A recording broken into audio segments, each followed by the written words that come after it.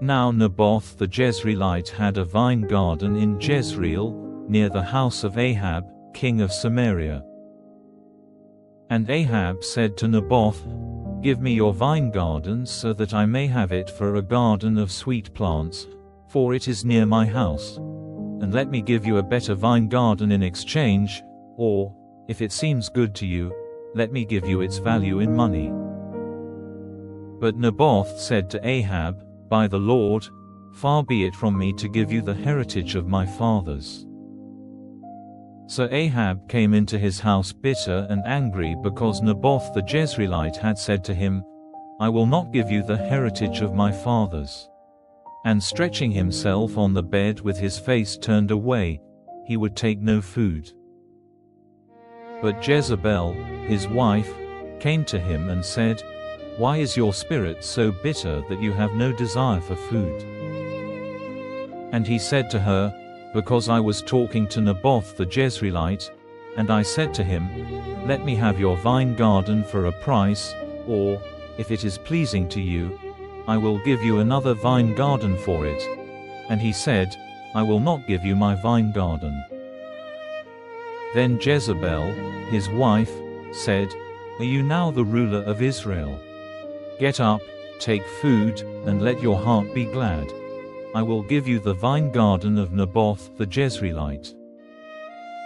So she sent a letter in Ahab's name, stamped with his stamp, to the responsible men and the chiefs who were in authority with Naboth.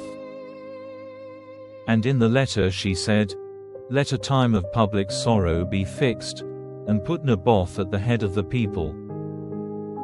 And get 2 good-for-nothing persons to come before him and give witness that he has been cursing God and the king. Then take him out and have him stoned to death." So the responsible men and the chiefs who were in authority in his town did as Jezebel had said in the letter she sent them. They gave orders for a day of public sorrow, and put Naboth at the head of the people. And the 2 good-for-nothing persons came in and took their seats before him and gave witness against Naboth, in front of the people, saying, "Naboth has been cursing God and the king." Then they took him outside the town and had him stoned to death.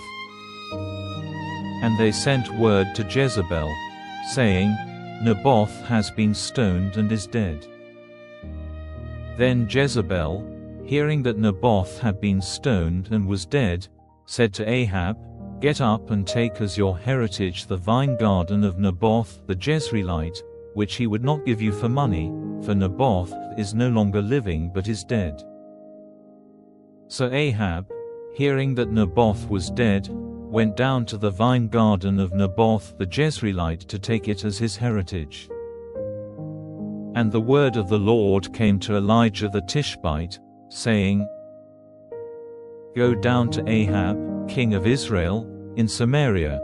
See, he is in the vine garden of Naboth the Jezreelite, where he has gone to take it as his heritage.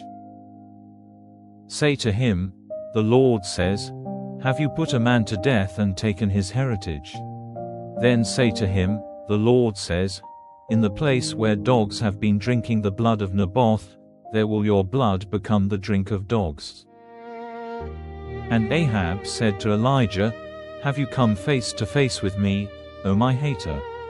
And he said, "I have come to you because you have given yourself up to do evil in the eyes of the Lord.